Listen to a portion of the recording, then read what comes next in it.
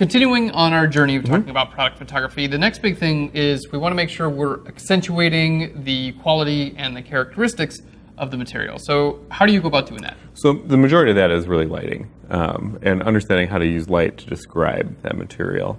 This is a shiny object. How do I use light to make it look shiny?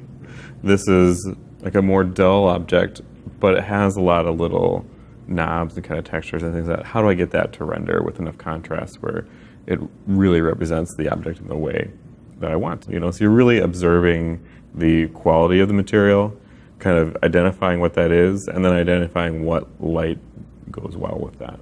In the complete opposite direction, we have a sculpture by Jeff Koons. It's very reflective. And we're using very different light to describe this sort of thing. The reflected light actually becomes part of the surface of the object. Is that a softbox that I can see? Like giant softbox overhead. Giant softbox overhead. And then you can see two little point lights that are also lighting it as well. It's kind of like when you shoot portraits and you're trying to reverse engineer that light. Yeah. If you look at the catch lights in people's eyes, same thing, but it's product photography. Cool.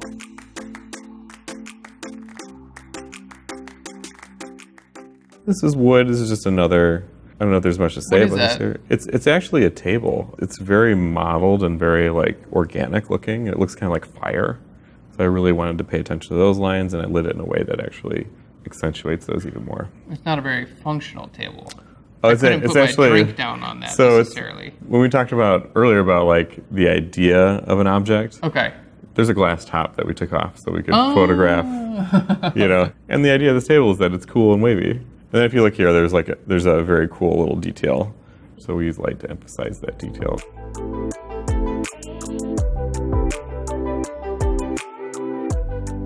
So tell me about this piece here. So in this image, these little planes that are pushing in and out of space are very important. Okay. So we used a harder light to make sure that we were actually showing the shadow and the depth and how it pulls away from the wall. The push-pull of space is created by, again, giving context with the shadows. Totally. But then you're also highlighting the really highly textured parts of these planes. That's one of the challenges of experiencing a 3D object in two-dimensional form in an image, is you have to make sure that you're accurately expressing its dimensionality. Yeah. Through visual clues.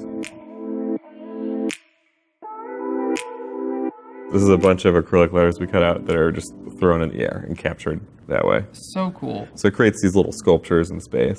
I can see kind of here in this top area that we have some overlap and it changes the color. Right, and so this is less about the actual material and more about how the color interplay between them changes them. But it's also just really fun. Yeah, it's also just fun. Which is cool. You can take product photography and you can do it in, this could have been just these letters sitting on the ground lit nicely, but throwing them in the air just gives them a different feel.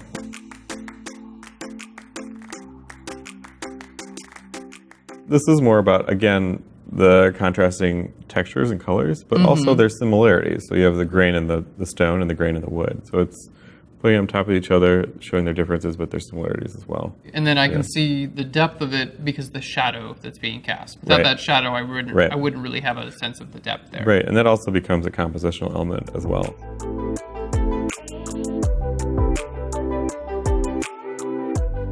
And let's take a look at this one. So what are we looking at here? It's a really cool sofa. It's called a sushi sofa. Okay. By some pretty famous designers, and it's all just little pieces of foam, kind of coiled up and wrapped within each other. Oh, cool. So yoga mats almost that are pretty much. So it creates this amazing rolled up texture and pattern. Did you sit in this?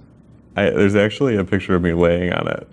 Is it comfortable? It kind of looks like it might be not comfortable. It's one of those things that's more about the visual impact than the actual it being a comfortable thing. Right. It's sittable. It's not going to hurt you. You can sit on it. It won't injure you, but. So we're looking at what the actual material looks like. Is it textured? Is it shiny? It's not. It's very dull and matte. But it has a lot of texture in it. So we have a very contrasty light on this thing to kind of bring out those light dark areas within the sofa, and also these kind of little micro textures that are in each layer of this sushi roll. The textures that make this sofa really interesting. So to bring it all together, it sounds like it's a lot about the materials and the texture, highlighting certain parts of an object to be hey, look here, because this area is really cool. Right, you're looking for things you want to create emphasis on. So if it's a texture, like this is a very intricate texture, I want to bring that texture out as much as I can. You know, I'll do it with contrasty light. We'll also get in real close to it because I want to see all those details and show that. I mean, there's obviously like a wider shot of the sofa hanging out somewhere, but like this is really important to show because it tells you how you experience the actual sofa itself. Yeah, so you get the wider shot and then the detail shot, and that detail shot just gives you a better idea of like what it might feel like. And it's really integral to identify what you're trying to show and then find a strategy on how to show it through lighting composition. Cool. Well, I'm learning a lot, and I hope you are as well.